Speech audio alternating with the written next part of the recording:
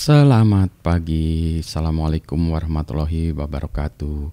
Berjumpa kembali dengan Budi Raharjo di Padepokan Budi Raharjo. Karena ini video yang kedua pagi ini, maka dilanjutkan dengan teh. Biasanya kopi, yang pertama kopi, yang kedua teh. Bismillahirrahmanirrahim. Yang ketiga air putih. Kita bahas soal ini ya, kemampuan atau sains dan teknologi di Indonesia. Banyak orang yang nyinyir tentang kemampuan atau tentang rendahnya kemampuan sains dan teknologi di Indonesia. Mengatakan ini Indonesia ini itu kalah dari luar negeri dan seterusnya. Ya kalau nyinyir aja sih gampang ya. Terjun dulu mas, terjun dulu mbak.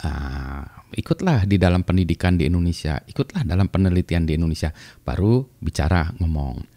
Di baru-baru ini juga adalah video yang dari perusahaan asing lah ya, yang di Indonesia yang mengatakan bahwa ya Indonesia basic science-nya masih kurang. Iya, tapi apa yang bisa Anda bantu atau lakukan terhadap itu gitu ya?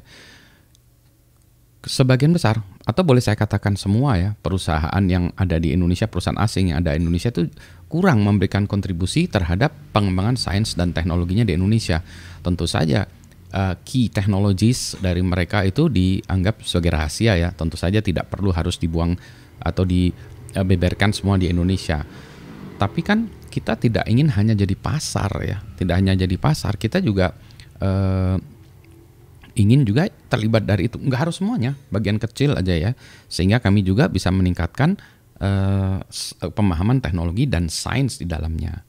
Contoh yang paling gampang, handphone ya, handphone juga sama itu, handphone juga coba sebutkan perusahaan handphone mana yang ikut membuat pusat penelitian atau membuat pusat penelitian, atau bukan gitu aja lah, ya bukan R&D pusat penelitian ya, tapi tempat penelitian yang kecil aja di Indonesia. Sebutkan aja salah satu. Nggak ada. Jadi kebanyakan juga begitu. Ini industri handphone ya, industri komputer sama, industri mobil sama, segala macam sama. Jadi industri besar mereka tidak akan dengan cuma-cuma memberikan teknologinya. Maka yang dapat kita lakukan apa? Ya kita ambil pelajari ya segala macam. Bahkan kalau di dalam ininya ya, kenyataannya ya melakukan mencuri teknologi, meskipun dalam hal legalnya kita tidak bicara demikian ya, mungkin reverse engineering lah atau apa ya, ya semacam reverse engineering ya, tapi dengan pendekatan yang legal ya. Misalnya kalau dulu juga sama, dulu ketika orang membuat zamannya dulu ya dalam IBM PC segala macam, orang membuat BIOS atau BIOS itu juga gitu. Ini input outputnya kayak gini, ini punyaan orang lain kayak gitu, kita buat yang mirip ya, dicari programmer yang belum pernah lihat kode-kode itu, membuat sendiri yang input outputnya kayak gini, kode di dalamnya beda, jauh beda, pasti beda ya, kayak gitu, buat itu sendiri ya. Jadi itu. Nah balik lagi, nah kebetulan saya dosen, jadi saya ikut ngajar ya. Ngajar itu berat ya, jadi kayak Dilan lagi.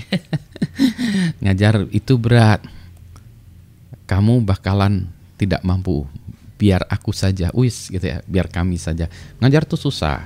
Ngajar tuh bukan kalau ngasih seminar 1-2 kali pertemuan ya oke, atau bahkan mencuap-cuap di YouTube juga oke. Tapi kalau ngajar rutin setiap minggu 15 kali pertemuan, cobain aja deh. Tidak banyak orang yang sanggup melakukannya itu dengan ketekunan seperti itu. Maka hormatilah guru-guru, hormatilah dosen-dosen ya, dengan kegigihan mereka yang mengajar ya. Itu sebuah ini ya, harus dihargai ya, para guru-guru, dosen-dosen yang mengajar dengan rutin ya, tetap every week ya, days in days night, kalau ya ada morning night, setiap minggu, cerah, hujan, topan badai, guru dosen tuh datang ya. Itu satu di dalam bidang pendidikan. Basic science demikian ya. Basic science itu perjalanannya panjang ya. Siapa yang mau naruh duit untuk melakukan penelitian basic? Jarang ya. Paling kampus pun dengan dosen-dosen yang mungkin agak gila-gila ya. Karena kalau meneliti, saya punya mahasiswa jurusan matematik dulu.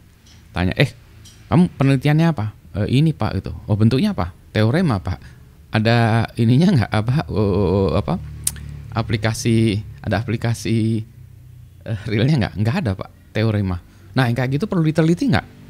Tentu saja ada yang bilang wah kita basic science-nya janganlah gitu ya. Kita yang applied science saja yang bisa langsung jadi duit.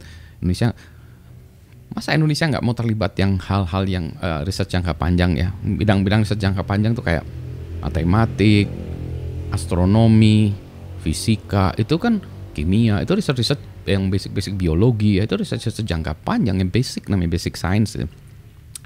Oke lah, lupakan itu ya, itu berat sekali. Oke kalau gitu yang applied ya, engineering, jurusan-jurusan teknologi. Itu kami juga berat ya dengan mengejar ketersediaan teknologi yang saat ini harus ngajarin di kampus dalam waktu yang singkat. Jadi problem kampus itu banyak ya, jangan dianggap kampus itu gampang gitu-gitu aja. Coba anak-anak harus misalnya katakanlah ya 144, 160, 144 SKS aja katakanlah. Banyak yang harus dipelajari. Maka nggak bisa semuanya diajarkan dong. Tidak mungkin melakukan cramming semua ya, menjejalkan itu semuanya dalam waktu yang singkat. Berarti harus ada yang dikorbankan. Nah itu dia ya, makanya agak susah. Maka yang diajarkan adalah foundation, dasar-dasar, prinsip-prinsip. Nggak bisa semua kembangan-kembangan diajarkan di situ ya. Kalau orang belajar bela diri juga foundation ya, jurus-jurus dasar yang diajarkan, kembangan belajar sendiri. Itulah menjadi susah lagi. Kita loncat ke industri. Nah, alhamdulillah saya juga ada di industri. Jadi saya dosen, nah saya juga ada di bisnis juga. Bisnis pun di Indonesia susah. Ya, kita juga bisnis malah kita harus survival sendiri. Kalau perguruan tinggi mungkin yang perguruan tinggi negeri dapat sumbangan dari pemerintah, yang swasta berjuang ya. Perusahaan demikian pula berjuang kita.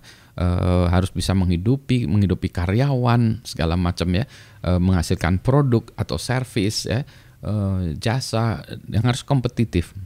Nah tentunya kan kami juga harus membutuhkan teknologi yang ada di luar. Memahaminya gimana? Memahami teknologi itu kan juga nggak murah ya. Harus belajar dulu. Kalau kita belajar lantas kapan dapat duitnya? Kalau kita mengembangkan teknologi kapan jadi duitnya? Tempat kami mengembangkan teknologi aja udah 4-5 tahun mengembangkan teknologi ya. Sekarang udah jadi baru bisa membuat produk di atasnya itu. Tapi tahan napas 4-5 tahun tuh, coba bayangkan tahan napas 4-5 tahun. Emang Anda mau menggaji engineer berapa ya? Maka banyak yang jalan pintas saja, udahlah jadi pedagang aja. Nothing wrong menjadi pedagang ya. Udahlah kita impor, paling gampang kita import aja produk dari luar negeri. Jadi importir, beli import handphone murah dari luar negeri, jual mahal di Indonesia. Ya, terus mau monopoli kartel. Ya bisa aja, tapi jangan kemudian berkeluh kesah atau nyinyir rendahnya sains dan teknologi di Indonesia. Nggak boleh ikutan gitu. Anda tahu sendiri, you are not making solutions, you're not part of the solution gitu ya. Kata orang kalau nggak menjadi bagian dari solusi maka Anda bagian dari problem. You are saya nggak mau sejauh itu, tapi saya cuma bilang ya oke lah. Kalau Anda tidak akan menjadi bagian dari solusi ya jangan nyinyir aja lah ya. Saya tidak mengatakan Anda masalah, tapi jangan ikut nyinyir ya. Itu udah nggak bagi solusi. Nyinyir itu kayak nyamuk tuh gitu. Udah nyamuk malaria pula kata Hari Rusli ya. Nah jadi gini, kalau mau kontribusi lah. Contoh paling gampang, kalau Anda bekerja di perusahaan asing ya, Anda jadilah top ya, bos nomor 1 di Indonesia sebagai mewakili perusahaan asing, perusahaan yang besar itu. Masukkan rasa nasionalisme Anda ke itu, apa yang bisa dibawa ke Indonesia, bukan hanya sebagai pasar loh. Anda bisa bawa enggak? Contoh paling gampang, Anda misalnya punya bagian dari perusahaan multinational corporation yang pegawainya 5.000 orang, 10.000 orang, 15.000, banyak lah ya. Cobalah buat R&D center di Indonesia. Enggak banyak, 5 orang, 20 orang, menggaji 5 orang, 20 orang di Indonesia kan jauh lebih murah dari menggaji 5 orang, 20 orang di Amerika atau di Eropa. Bisa nggak convince perusahaan-perusahaan besar untuk melakukannya di Indonesia? Ya, itu perjuangan Anda. Anda berjasa bagi Indonesia jika Anda melakukan itu. Kita juga nggak ingin hebat-hebat. Contoh misalnya jadi Google, ya udahlah kita menjadi bagian dari eksperimen pembuatan Google Maps-nya. Bukan jadi pasar aja. Kita membuat fitur apa di Google Map-nya, atau membuat fitur apa di bagian apanya, internasionalisasinya atau apa gitu ya. Jadi bukan hanya data aja, tapi kita juga ikut mengembangkan algoritmanya gitu ya. Misalnya Anda WhatsApp juga sama, WhatsApp perusahaan kecil ya, meskipun kaya raya perusahaan kecil. Facebook mungkin ya, kalau Anda bagian dari Facebook, dari Apple, Google, Samsung, Nokia masih besar nggak? Microsoft, GE, IBM ya, perusahaan cloud, datanglah ke Indonesia, mari kita makmurkan Indonesia. Tapi itulah ya. Nah, nanti perjuangan berikutnya adalah oke Pak, kami siap, kami akan taruh buat research center di Indonesia, SDM-nya ada. Mari itu kita garap bersama-sama. Itu PR saya juga, menciptakan SDM yang mampu berkelas dunia sehingga kelasnya dunia. Ya, dia bisa menjadi bagian R&D center di dunia, tapi ngerjainnya di Indonesia. Ya, di Indonesia bisa di Bandung, bisa di Jogja, bisa di Jakarta, bisa di Surabaya, bisa di Bali, bisa di Medan, bisa di Makassar. Banyak tempat di Indonesia yang memungkinkan itu. Kalau dulu mungkin kita digital divide ya, tapi kalau kota-kota besar seperti itu udah sama aja dengan kota negara-negara lain. Ya, yang bisalah dilakukan SDM-nya. Ya kalau membuat sebuah R&D center ya 5 orang gitu. Tapi penuh dengan kesabaran ya, harus dengan penuh kesabaran membuatnya. Saya tahu nggak mudah. Karena saya juga melihat ada teman-teman juga yang berusaha seperti itu, menciptakan R&D center di Indonesia ya, dengan perusahaan di luar negeri. Waktu itu ada perusahaan Silicon Design gitu ya. Itu juga yang saya nggak perlu sebutkan namanya, itu saya salut dengan teman-teman yang membuatnya waktu itu di Jakarta ya. Wah, itu luar biasa menurut saya. Jadi dia bagian dari radar global ya, untuk menciptakan, meningkatkan teknologi di Indonesia, kemampuan pemahaman teknologi. Itu kan kayak kita misalnya main bola ya datangkanlah pemain-pemain asing, boleh datangkan tim asing untuk misalnya kita sparring ya, datangkan klub Eropa, datangkan sparring dengan grup Liga Indonesia supaya kita naik kelas gitu ya. Anak-anak kita kan juga sebetulnya harusnya jago-jago juga ya, cuma karena jarang sparring aja gitu ya. Nah, sama dengan teknologi, jadi bukan hanya pasar gitu. Jadi ya itu dia, ini unek-unek saya ya, karena melihat orang-orang yang cuma mangap gitu ya, nyinyir gitu ya, menjelek-jelekan Indonesia tanpa memberikan kontribusi apa-apa. Stop doing that gitu ya. Don't do that ya. I'm warning you, don't do that. Emang warning diapain? Ya nggak diapa-apain juga gitu ya. You are full of titik-titik gitu ya. Nggak, I'm sorry to say that gitu. Jadi mohon maaf kalau saya rada keras itu. I know itu. I'm part of the Western society also. Indonesians are also good. We are not that kind of, we are not backwards. Kita bukan orang-orang yang terbelakang juga secara keilmuan. Kami juga lulusan perguruan tinggi di luar negeri. Ya, sama-sama dengan Anda sekalian yang lulus di luar negeri gitu. Kami juga tinggal di luar negeri lama. We are part of the Western society also. Ini mungkin kepala saya udah dikocok-kocok yang berarti ya. Jadi itu ya. No, I'm good. Gitu. Saya senang di Indonesia bukan karena apa-apa ya. Saya karena suka di Indonesia, tinggal di Indonesia. My knowledge, my skill, world class. Ya, itu saya pastikan saya harus world class. Mahasiswa saya harus world class, engineer saya harus world class, semua orang Indonesia harus world class. Nggak main kandang aja, kita nggak jago kandang, world class. Kayak pemain badminton kita ya, world class. Main badminton kita world class, engineer kita world class. Cuma kita nggak diketahui aja, tidak dipercaya sama orang Indonesia sendiri. Maka stop lah ya, bolak-balik saya stop nyinyir tentang rendahnya basic science, basic teknologi di Indonesia. Do something about it. Lakukanlah itu. Saya udah bolak-balik ya, dari dulu perjuangan saya itu ngipasin CEO perusahaan top dunia, ayolah buka research center di Bandung, I'll help you ya. Kalau misalnya perusahaan besar-besar itu tadi ya, Google, Facebook, segala macamnya buat R&D di Indonesia, saya bantuin. Nggak digaji juga nggak apa-apa. Saya bantuin, saya membantu membina engineers anak-anak muda di sana, saya bantuin. I'll get them itu setara dengan world class. If I cannot do it, I'll find people who can do that, who can help them gitu. Jadi kita akan cari orang-orang yang membuat mereka world class di dunia dari di Indonesia gitu ya. Nah tapi lagi-lagi ya, ini adalah perjuangan yang tidak mudah. Ya mungkin banyak orang juga yang tidak sepaham dengan apa yang saya katakan. Itu oke lah, it's fine by me ya. Jadi kalau saya punten ya, kalau saya lagi marah-marah biasanya marah-marahnya itu dalam bahasa Inggris. Kenapa saya melakukan demikian? Supaya orang nggak sakit hati kalau saya marah-marah. Kalau saya maki-maki dalam bahasa Inggris kan orang nggak kerasa ya, tapi kalau dalam bahasa Indonesia kesel orang. But if I do it in English, for example, they don't feel bad if I swear. Jadi kalau saya ngantri itu ya, ada orang Indonesia ini nyelek itu, orang Indonesia nih, mohon maaf ya, nyelek motong atau apa gitu, saya langsung bilang, you don't have manners. Don't you know that I've been waiting here for so long? You should stay in the background. There's a line up here gitu. Merepetnya dalam bahasa Inggris gitu ya. Jadi orang yang depan itu cuma dia nggak merasa diomongin sama saya. Ya kalau dia berpendidikan atau bahasa Inggris ya mestinya sadar lah ya gitu ya dinyinyirin oleh saya. Balik lagi ya. Ini problem dari setiap negara, tidak dengan hanya Indonesia saja gitu ya. Maka lagi-lagi let's do something. Mari kita lakukan sesuatu.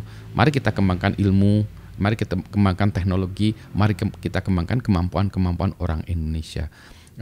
Indonesia juga dari segi bisnis sudah oke. Itulah kita buktikan kalau dalam olahraga ada badminton, di dalam teknologi kita ada Tokopedia, kita ada Gojek.